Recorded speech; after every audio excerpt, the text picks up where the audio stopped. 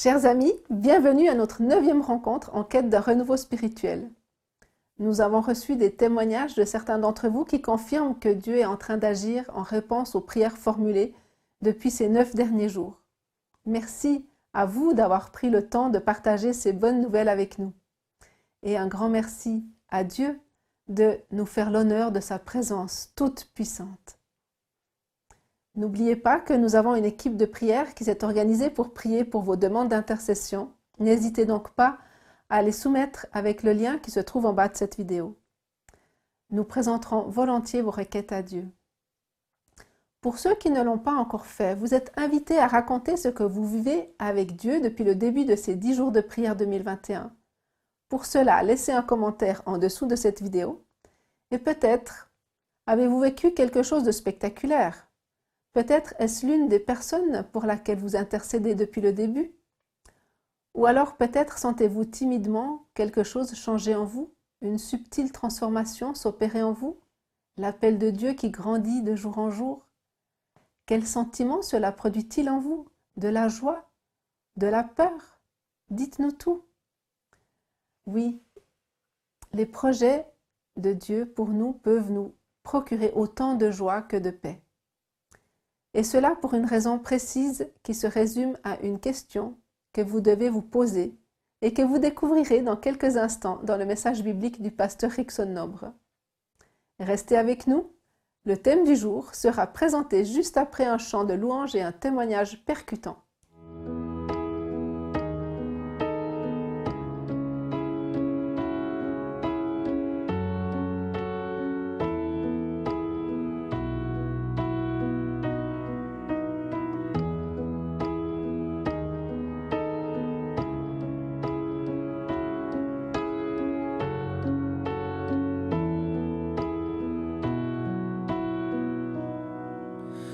Tu es grand Seigneur, tu es grand Seigneur, tu es grand Seigneur, tu es grand Seigneur, magnifique, digne de louange, tu es grand Seigneur, magnifique, digne de louange, tu es grand Seigneur, tu es grand Seigneur.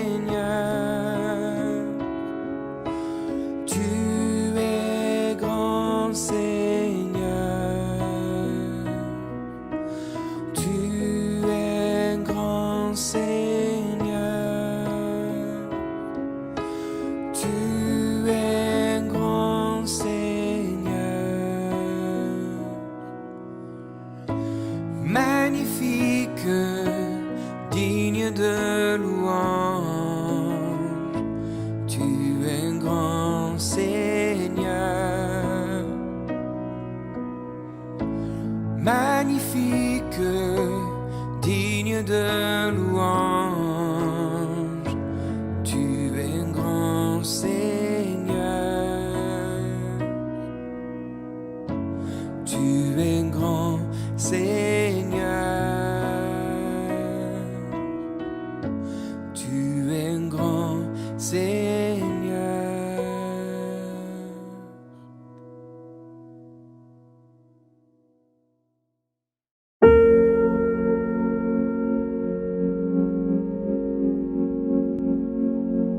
When he was 3 months old, Anthony was diagnosed with cancer. We were told it had spread to both kidneys, his liver, and his bone marrow, and that we were to do everything the doctors said and wait to see what God would do for him to survive.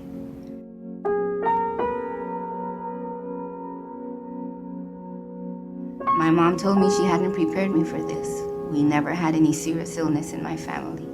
So when we heard about Anthony, she said, all I've taught you to do is pray, so that's what we'll do. And we prayed. We prayed at home, We asked our friends to pray. My mom was a speaker in women's ministries events, and everywhere she went, she took his picture and asked the mothers of the church to pray for her grandson. And we prayed at home. We prayed for healing. We wanted him to be healed, to be a healthy boy. And a pastor visited us and said that there are 3 ways that God could answer that request for healing. The first one was the touch and be healed, and of course that's the one we wanted. The second one was through modern medicine, and the third one was through resurrection, waiting for when Jesus returned. And he said we needed to be ready to accept any of the 3. And we went through the cycle of chemotherapy and then surgery, and every step of the way it was prayer that held us up. We had to pray when we stayed with him in the hospital and watch him go through his sessions. We had to pray to know where the money would come from to pay for his treatment. We had to pray for favor in our job so that we could keep doing what we needed to do to provide and to be with his big brother as he spent so much time alone without his parents, wondering where we were when we were taking care of his little brother. We had to pray just to wake up every day and want to get up and face the challenges of the day. But at the end of this, he was healed. Around that time in the institution we worked in, there were many people who started going through serious illness.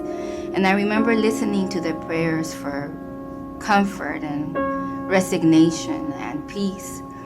And I asked the pastor if I could bring Anthony to give his testimony. By this time, he was 3 years old.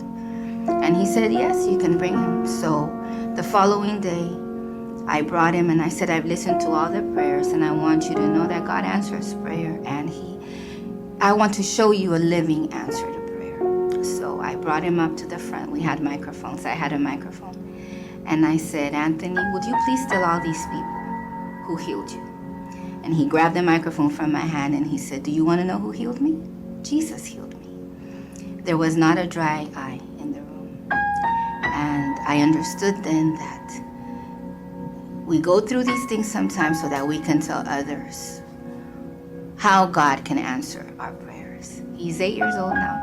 He wants to be a medical missionary doctor who's a pastor on the weekends.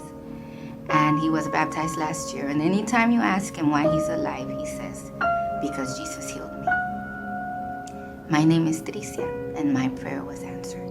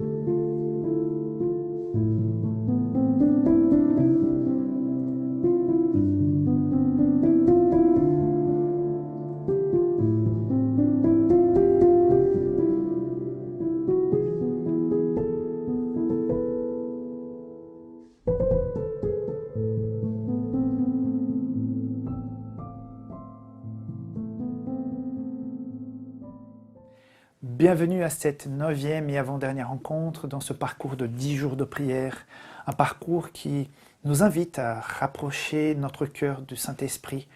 Je voudrais vous rappeler que ces méditations sont inspirées d'un matériel qui a été préparé par la conférence générale. Si vous préférez lire, ils sont disponibles sur adventistmagazine.com. Si vous préférez le format podcast pour écouter ou bien vidéo pour les regarder, ils sont disponibles sur adventplay.tv. Ce soir, cette question qui nous est posée. Qui œuvre? Dieu à travers moi ou moi pour Dieu? Un exemple. Zolt était un étudiant en théologie de l'Autriche qui était parti au Kenya faire de l'évangélisation. Mais il était découragé parce que seulement 30 personnes se sont présentées chaque soir au cours de la première semaine. Il en espérait beaucoup plus de personnes. Attristé, il s'est renfermé dans sa chambre et a prié pendant 4 heures. Il a expliqué sa situation à Dieu et sa tristesse vu les peu de résultats. Il a ouvert complètement son cœur et a attendu que Dieu puisse se manifester.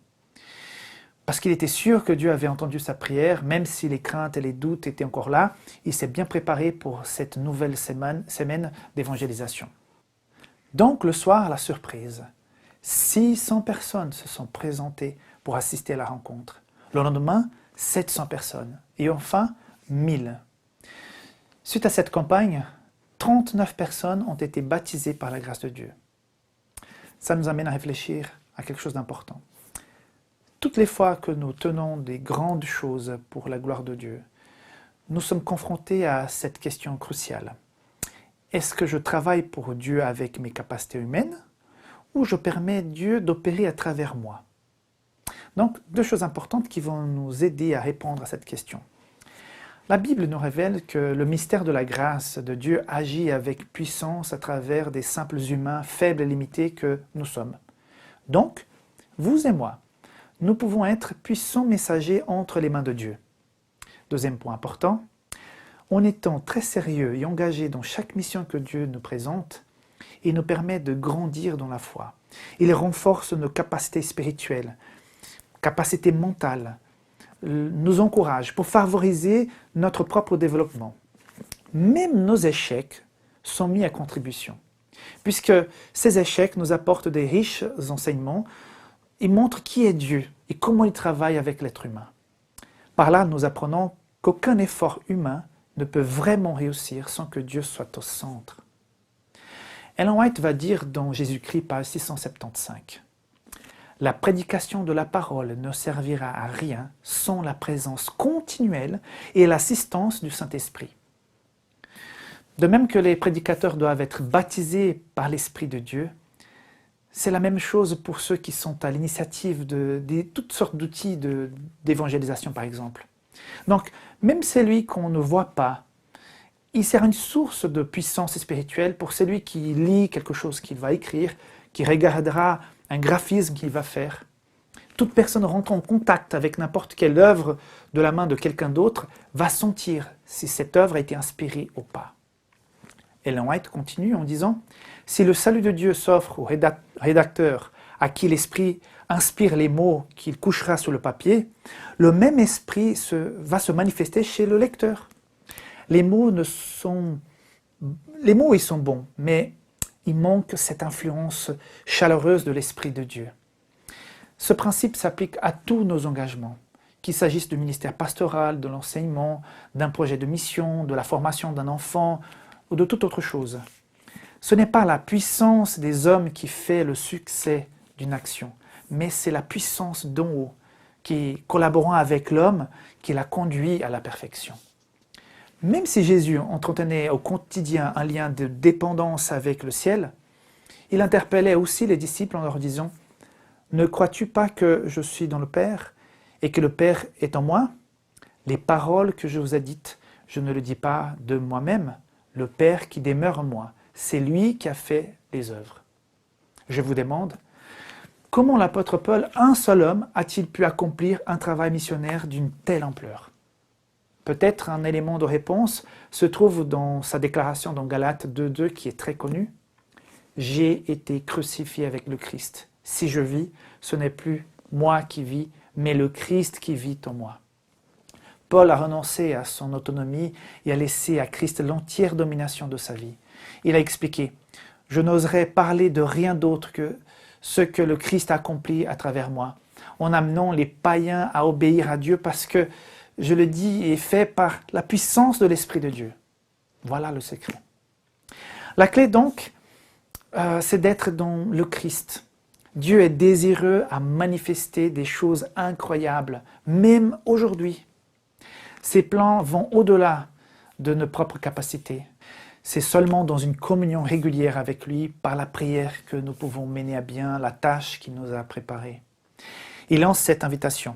« Invoquez-moi et je vous répondrai, et je vous montrerai les choses grandes et puissantes que vous ne connaissez pas. » Écoutez bien cet exemple qui montre que ceux qui habitent en nous peuvent nous permettre de faire des choses incroyables. Il y avait deux tribus qui se battaient dans les Andes, en Amérique du Sud. Une qui vivait en bas dans la plaine et une autre qui vivait en haut dans les montagnes.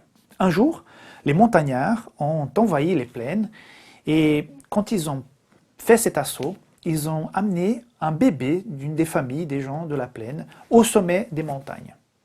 Ah, ça a révolté les habitants de la plaine qui ne pouvaient pas accepter ça. Donc, ils ont organisé une équipe pour escalader la montagne et aller chercher l'enfant.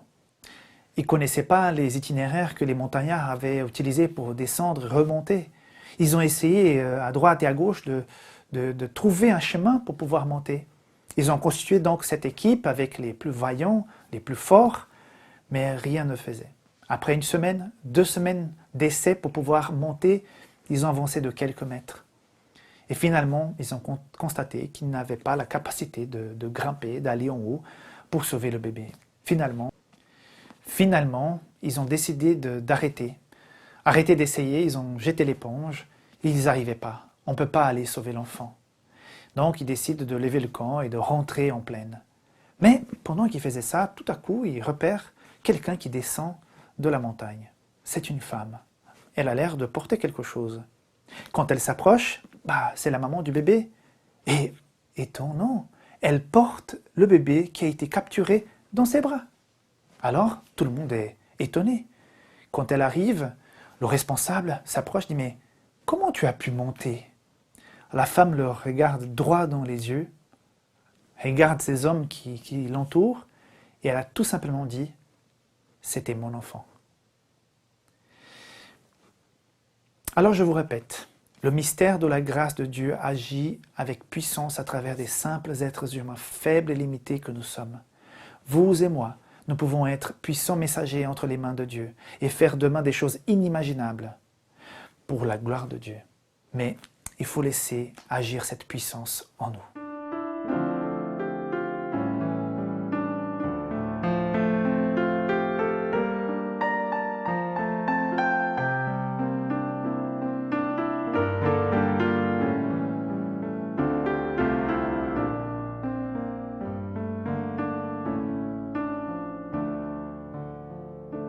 Que l'esprit de vérité vienne sur nous maintenant, pour que nous puissions te ressembler et savoir prier.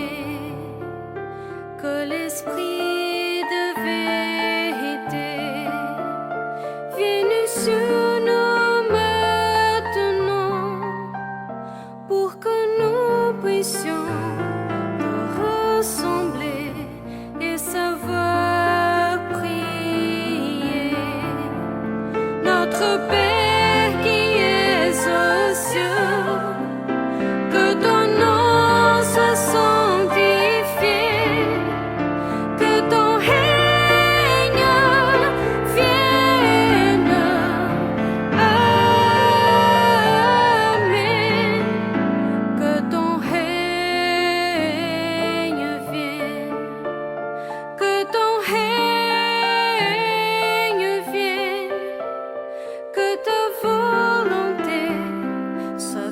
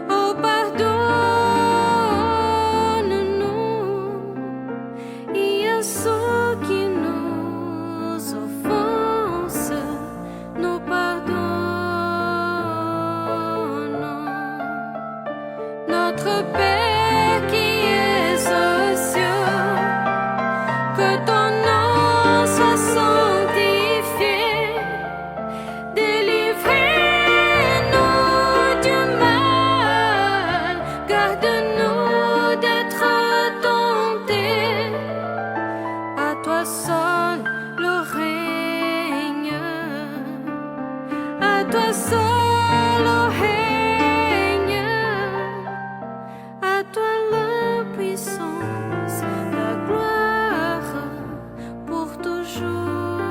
Amen. Notre Père qui es aux cieux, que ton nom soit sanctifié. Délivrez-nous du mal, garde-nous d'être tentés.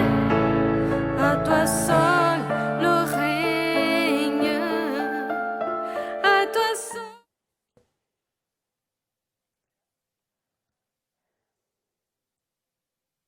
Merci au pasteur Rickson pour ce message clair et sans détour qui s'adresse à toute personne désireuse de vivre avec Jésus. Chers amis, tout miracle commence à l'intérieur de nous. Dieu restaure un peu plus son image en nous pour ensuite transformer notre situation extérieure. Le défi aujourd'hui pourrait ne concerner que ceux qui souhaitent faire de grandes choses avec Dieu. La bonne nouvelle, c'est que Dieu veut faire de grandes choses avec chacun d'entre nous. Alors prions pour que nous puissions laisser Dieu agir au travers de nous et laissons-le nous surprendre par ses actions incroyables. Que Dieu nous bénisse en faisant de nous des canaux de sa lumière vers toutes les personnes pour lesquelles nous intercédons depuis 9 jours. N'oubliez pas non plus que nous avons une équipe de prière qui s'est organisée pour vos demandes d'intercession. N'hésitez pas à tous les soumettre avec le lien qui se trouve en bas de cette vidéo. Nous présenterons vos requêtes à Dieu. C'est dans cet esprit de prière et d'intercession que nous vous laissons encore. Que le Seigneur vous guide dans ses pas vers le changement et le renouveau. Bonne soirée à chacun.